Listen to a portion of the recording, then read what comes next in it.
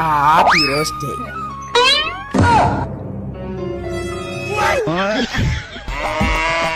மாப்பிள்ள எப்படி இருக்கீங்க?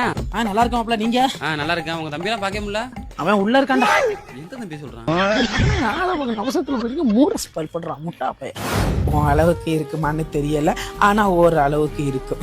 சாக்லேட் சொன்னேன். Happy chocolate day. சிலுக்கு.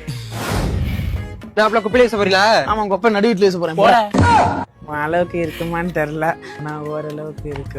தெரிய சென்னை. ஹாப்பி டெடி எங்கிட்டு இருக்கா? எதுக்குடா என்ன காலையிலேயே வர சொன்ன? இன்னைக்கு ப்ராமிஸ் டே.